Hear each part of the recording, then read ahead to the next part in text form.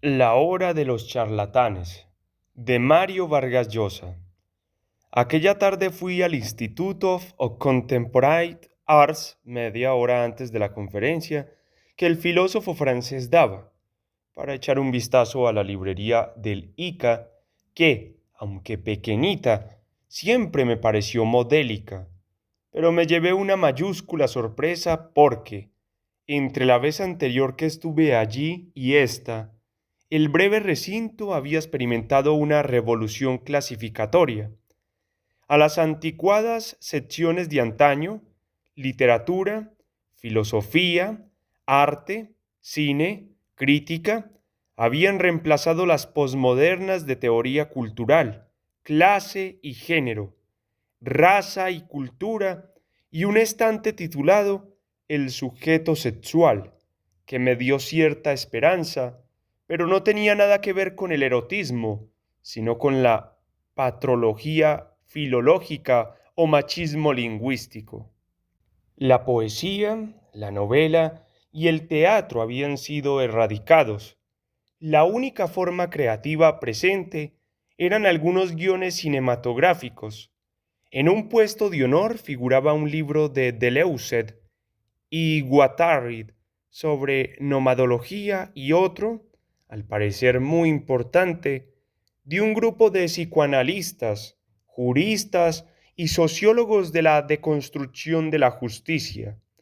Ni uno solo de los títulos más a la vista, como el replanteamiento feminista del yo, el maricón material, The Material Queer, ideología e identidad cultural o el ídolo lésbico, me abrió el apetito, de modo que salí de allí sin comprar nada, algo que rara vez me ocurre en una librería. Fui a escuchar a Jean Baudrillard porque el sociólogo y filósofo francés, uno de los héroes de la posmodernidad, tiene también su parte de responsabilidad en lo que está ocurriendo en nuestro tiempo con la vida de la cultura. Si este apelativo tiene aún razón de ser cotejado con fenómenos como el que vive la librería del ICA londinense, y porque quería verle la cara después de tantos años. A fines de los 50 y comienzos de los 60, ambos frecuentamos los cursos del tercer ciclo que dictaban en la Soborna Lucien Goldman y Roland Barthes, y echamos una mano al FLN argelino en las redes de apoyo que creó en París el filósofo Francis Jeanson. Todo el mundo sabía ya entonces que Jean Baudrillard haría una brillante carrera intelectual. Era muy inteligente y de una soberbia desenvoltura expositiva. Entonces parecía muy serio, y no le hubiera ofendido que se lo describiera como un humanista moderno. Recuerdo haberlo oído en un bistrot de Saint-Michel pulverizar en encarnizamiento y humor la tesis de Foucault sobre la inexistencia del hombre en les mots et les choses que acababa de aparecer. Tenía muy buen gusto literario y fue uno de los primeros en Francia en esos años en señalar el genio de Italo Calvino, en un espléndido ensayo sobre este que le publicó Sartre en Les Temps modernes. Luego, a fines de los 60, escribió los dos libros densos, estimulantes, palabreros y sofísticos que consolidarían su prestigio sobre el sistema de los objetos y la sociedad de consumo. A partir de entonces, y mientras su influencia se extendía por el mundo y echaba raíces firmes sobre todo en el ámbito anglosajón, la prueba, el auditorio atestado del ICA y las centenares de personas que no consiguieron entrada para oírlo, su talento en lo que parece ser la trayectoria fatídica de los mejores pensadores franceses de nuestros días,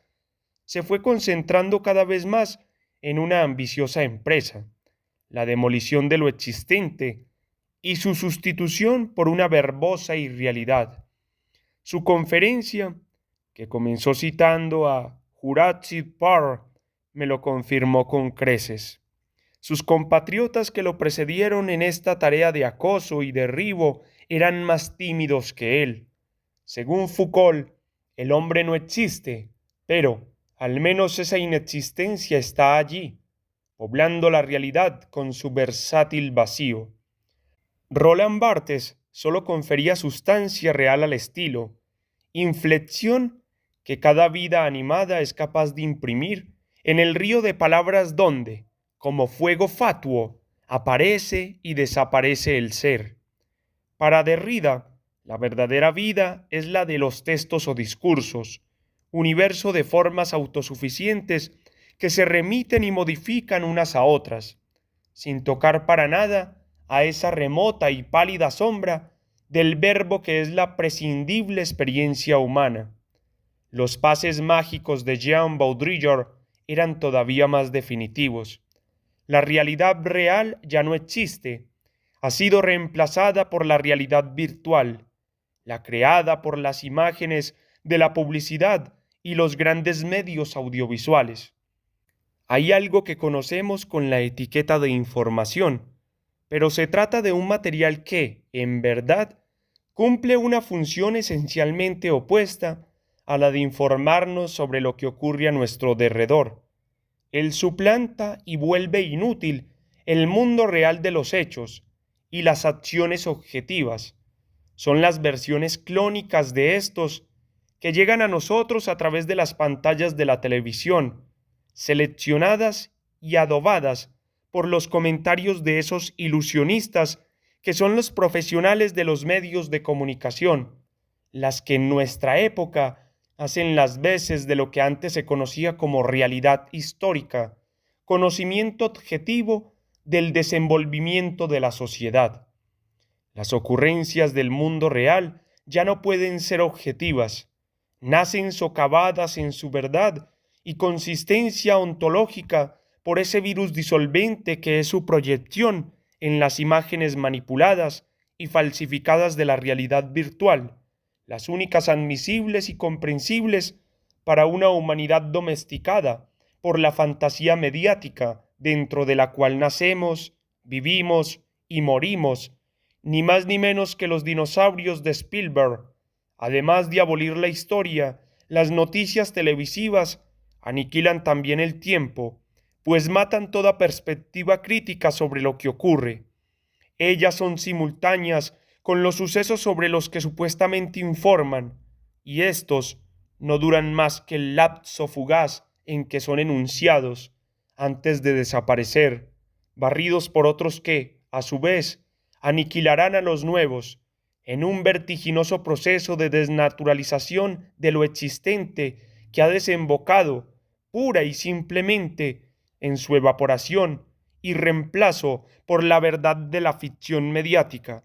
la sola realidad real de nuestra era, la era, dice Baudrillard, de los simulacros. Que vivimos en una época de grandes representaciones que nos dificultan la comprensión del mundo real, me parece una verdad como un templo. Pero, ¿no es acaso evidente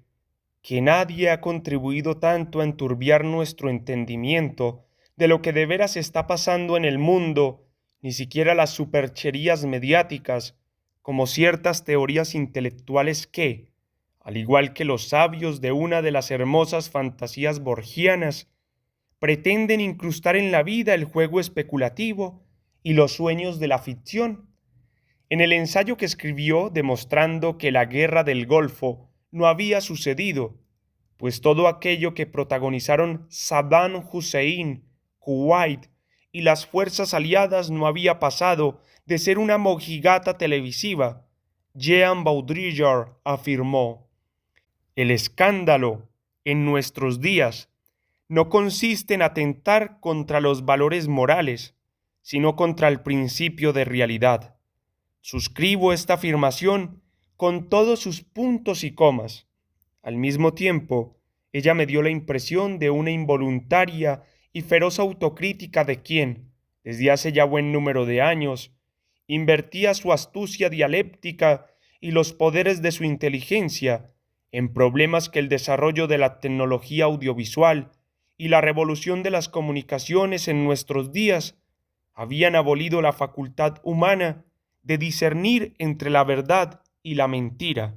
la historia y la ficción, y hecho de nosotros, los bípedos de carne y hueso, extraviados en el laberinto mediático de nuestro tiempo, meros fantasmas automáticos, piezas de mecano privadas de libertad y de conocimiento, condenados a extinguirnos sin haber siquiera vivido. Al terminar su conferencia, no me acerqué a saludarlo ni a recordarle los tiempos idos de nuestra juventud, cuando las ideas y los libros nos exaltaban y él aún creía que existíamos. El País, Madrid, 24 de agosto de 1997.